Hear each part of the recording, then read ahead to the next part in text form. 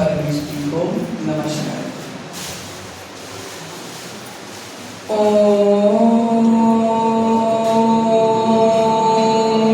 नमः सिद्धेभ्यः।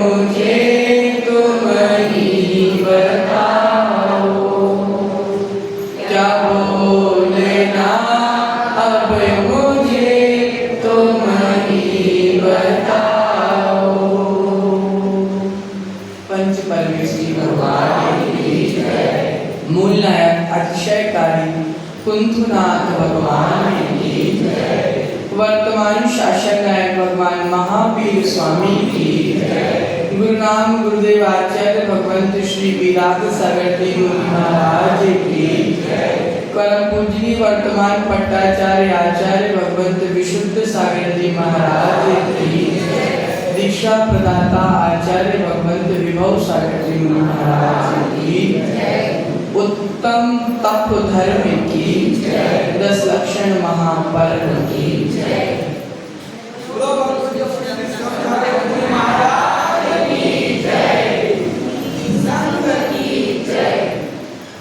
प्रियात्मन 10 लक्षण महापर्व का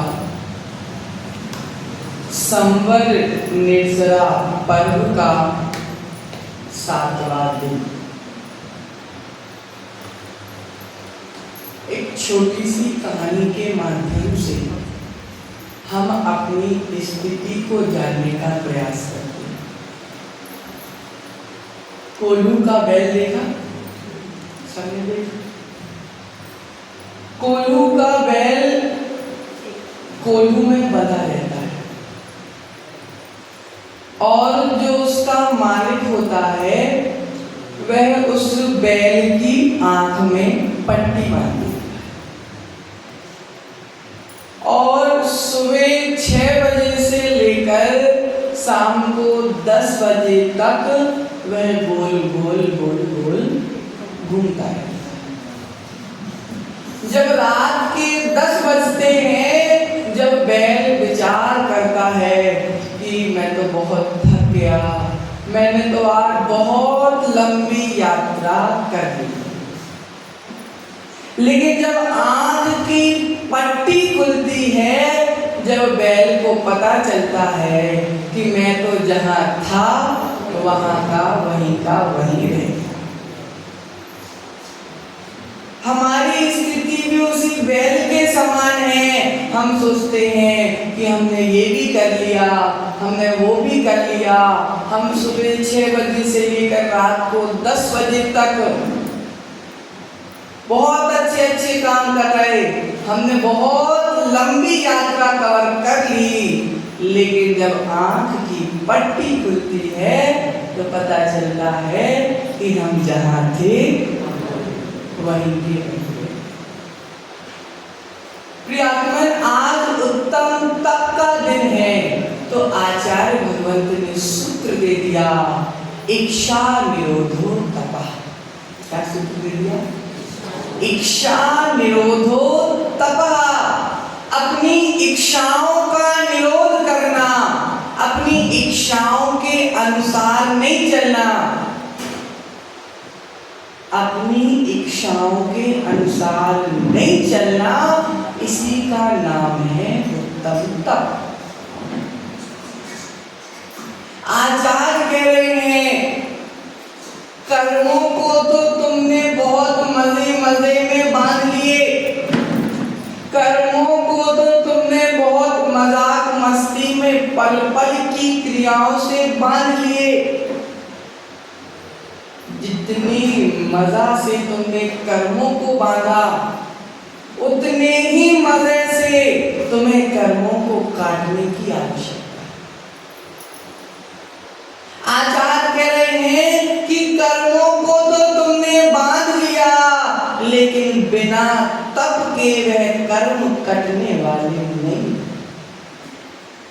बिना तपश्चरण के, बिना उत्तम तप के, बिना सम्यक तप के कर्मों की निर्जरा होने वाली नहीं।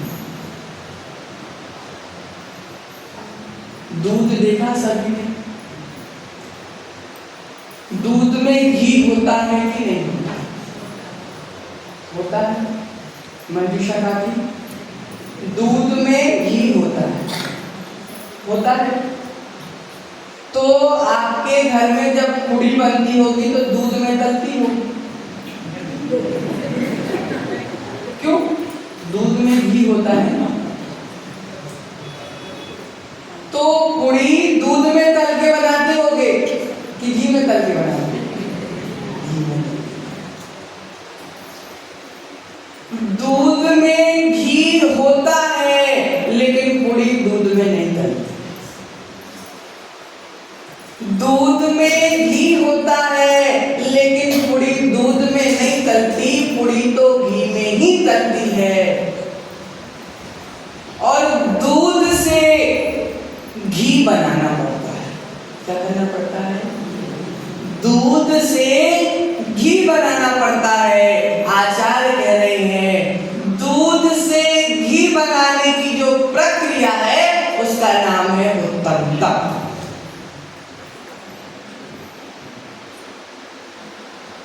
दूध तपता है तो घी बनता है, दूध तपता है तो घी बनता है, आत्मा तपती है तो परमात्मा बनता है।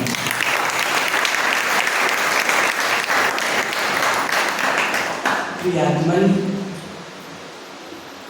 जीवन में तप के बिना हमारा जीवन अधूरा है। सोने को जितना तपाया जाता है, सोना उतना शुद्ध होता है। सोने को जितना तपाया जाता है, जितनी सोने में कीटिमा रह गई है, गंदगी रह गई है, सोने को जितना तपाया जाता है उतना शुद्ध होता है सोना। कौन सा? 24 कैरेट सबसे शुद्ध 24 कैरेट गोल्ड है ना। तो 24 कैरेट गोल्ड, 24 कैरेट गोल्ड कैसे बना? तप के बना। सोने को जितना तपाया जाता है, सोना उतना शुद्ध होता है। आत्मा को जितना तपाया जाता है, आत्मा उतना शुद्ध होता है।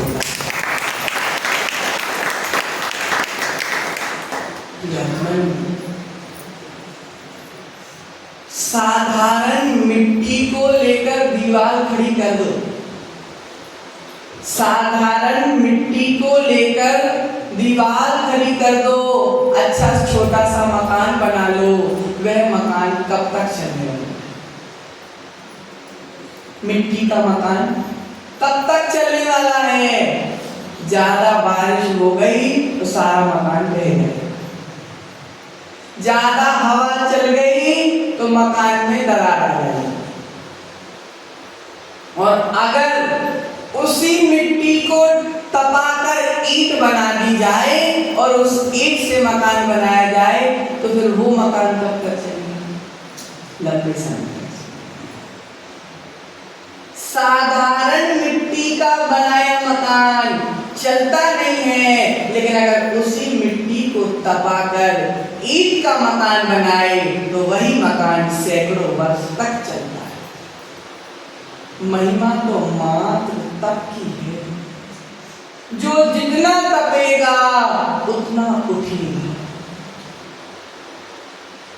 जो जितना तपेगा वह उतना उठेगा।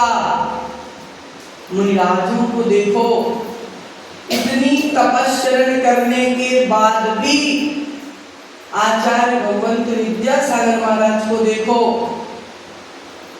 6 रस का आजीवन त्याग था। मात्र आहार में मूंग की दाल पतली पतली और पतली पतली रोटी, बस 2 ही थी अधिकतम। 6 रस का त्याग था और हम 6 रस के भी 12 बनाकर खाते हैं। हम 6 रस का भी 12 बनाकर खाते हैं और आचार्य भगवंत का 6 रस का त्याग था। 6 रस के त्याग होने के बाद भी आचार्य भगवंत विद्यासागर महाराज सोने जैसे चमकते थे, सोने जैसे चमकते थे और हम घिस घिस के भी उतने नहीं चमकते। आचार्य कह रहे हैं, खाने का मतलब नहीं है, रगड़ने का मतलब नहीं है, उनके भीतर जो तप था वह हमारे भीतर नहीं। वह खाने से नहीं चमकते थे, अपनी तपस्या से चमकते थे। और हम केवल खाने में कहीं मुल्तानी मिट्टी, कहीं ककड़ी, जमाने जमाने की चीज इस शरीर पर लगा रहे, तब भी हम चमक नहीं पा रहे। तपस्या की महिमा अनुपम है, अनुपम। बड़ी से बड़ी रिद्धियां प्राप्त अगर किसी साधु को हुई है तो मात्र और मात्र अपने तपश्चरण से। लेकिन हमारे मुनियों को कितनी भी रिद्धि प्राप्त हो जाए, कितनी भी सिद्धि प्राप्त हो जाए, वह कभी उसका गलत उपयोग नहीं करते। विष्णु कुमार मुनिराज को उन्हीं की तपस्या, उन्हीं के तप के कारण रिद्धि प्राप्त हुई थी, लेकिन उन्होंने उस रिद्धि का उपयोग कहीं अन्य जगह पे नहीं किया। उन्होंने अपने तप से कमाई गई रिद्धियों का 700 मुनिराजों का उपसर्ग दूर करने के लिए उपयोग किया। हमने अनादि काल से अपने शरीर को भोगों में लगा के बर्बाद कर दिया। हमने अनादि काल से अपने शरीर को पापों में लगाकर बर्बाद कर दिया। जिनवानी कह रही है, मात्र और मात्र एक बार इस शरीर को अपनी आत्मा के लिए सौंप दीजिए। अभी तक हमने शरीर का ही ध्यान रखा और शरीर को बर्बाद किया। अब जिनवानी कह रही है कि हम अपने शरीर को आत्मा के लिए सौंप दें। एक बार बस आत्मा की साधना के लिए इस शरीर को लगा दे, बार बार शरीर प्राप्त करने की झंझट ही खत्म हो जाए।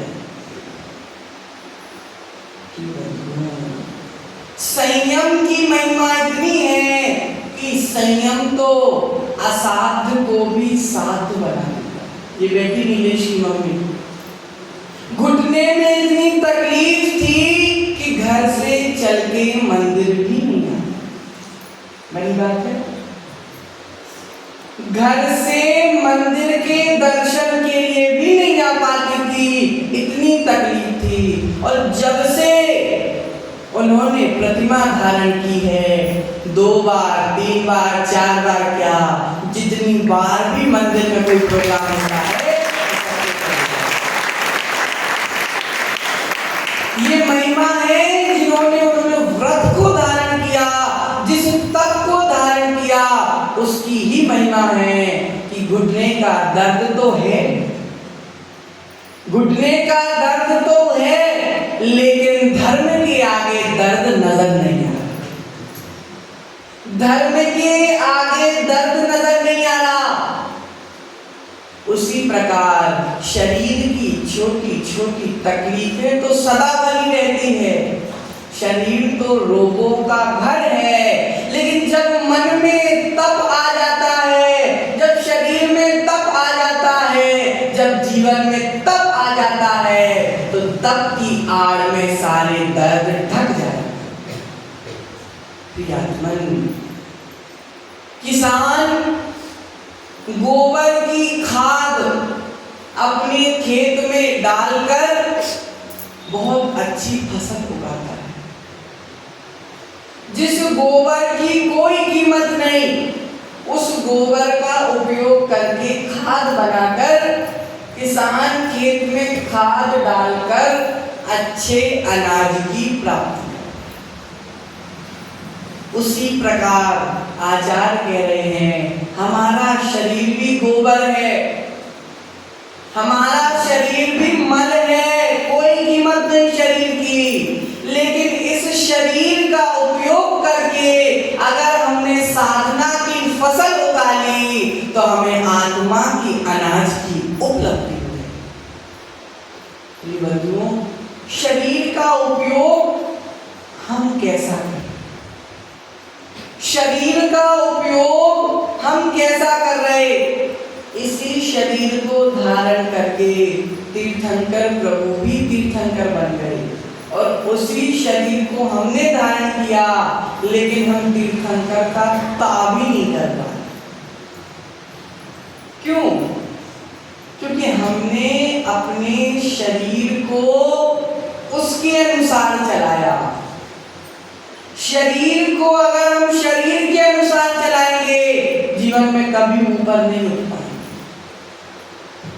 शरीर को अगर हम शरीर के अनुसार चलाएंगे तो कोई ना कोई दर्द बना रहेगा, लेकिन अगर हम शरीर को अपनी अंतर आत्मा के अनुसार चलाएंगे तो हमारा जीवन दिन प्रतिदिन ऊपर ही ऊपर उठता है।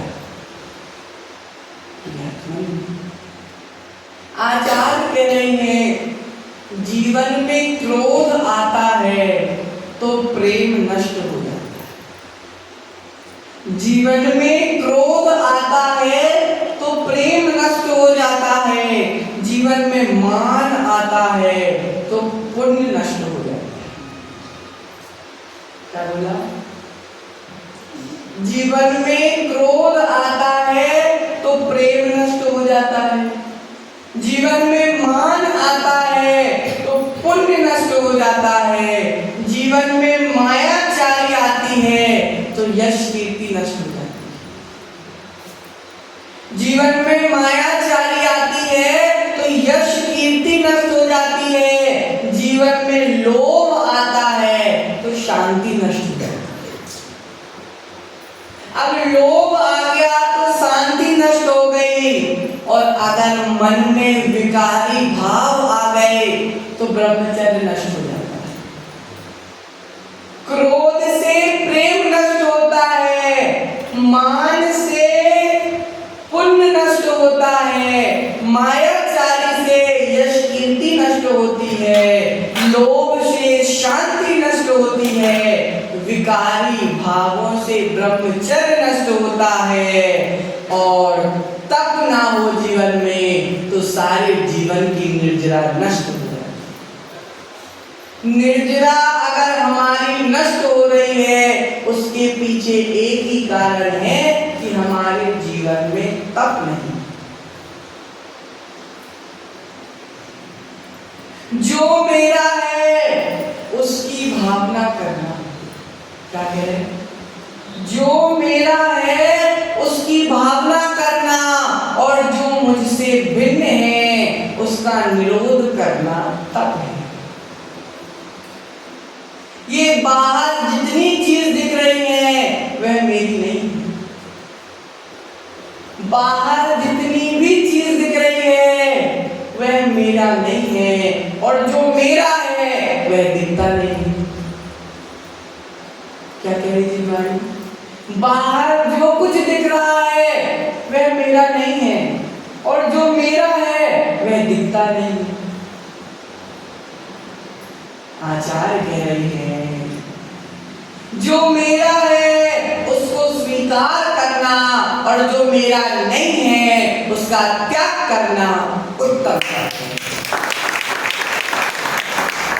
ये शरीर मेरा नहीं है, इसका त्याग करना, और आत्मा मेरी है, इसको स्वीकार करना उत्तम तप है।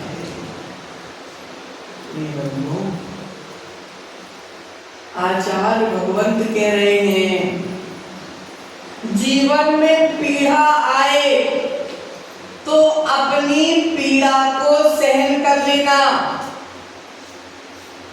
जीवन में पीड़ा आए तो अपनी पीड़ा को सहन कर लेना, और मैं सामने वाले को पीड़ा नहीं दूंगा ऐसा संकल्प कर लेना, यही उत्तम तप है। मुनिराजों को भूख नहीं लगती क्या?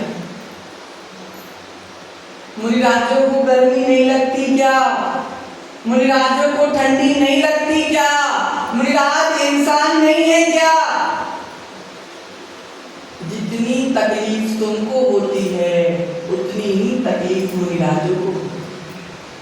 लेकिन तुम में और मुनिराज में मात्र एक अंतर आ जाता है। पंकज जी, तुम कह लेते हो, मुनिराज सह लेते हैं। तुम कह लेते हो और मुनिराज सहन कर लेते हैं, इसलिए तुम नीचे बैठते हो और मुनिराज ऊपर बैठते हो। तप के माध्यम से बड़े बड़े कार्य भी सिद्ध हो जाते हैं। अगर किसी कार्य में कोई विपत्ति आ रही हो, अगर किसी कार्य में कुछ बाधा आ रही हो, सारी समाज में मंदिर अच्छा बन जाए, छोटे छोटे त्याग प्रारंभ कर दिए। क्यों शुद्ध भैया?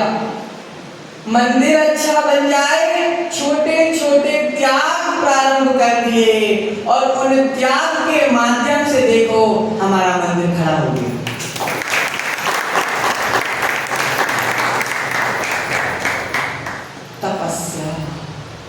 तपस्या के विशुद्ध परमाणु हमारे जीवन में प्रसन्नता भरने का काम करते हैं, हमारे जीवन में सुख शांति भरने का काम करते हैं। बिना तप के जीवन आगे बढ़ने वाला नहीं है। कोल्हू के बैल के समान हम वहीं के वहीं फंसे रह जाएंगे। जीवन में तप होता है तो जीवन सार्थक होता है। चतुर्थ काल के मुनिवर देखो, जंगलों में भी बहुत शांति से रहते थे। हमारे मुनियों को देखो, जंगलों में भी बहुत शांति से जीवन निकालते थे, और आज हमको देखो कि हम लोग महल में रहकर भी सुखी नहीं रह पाते।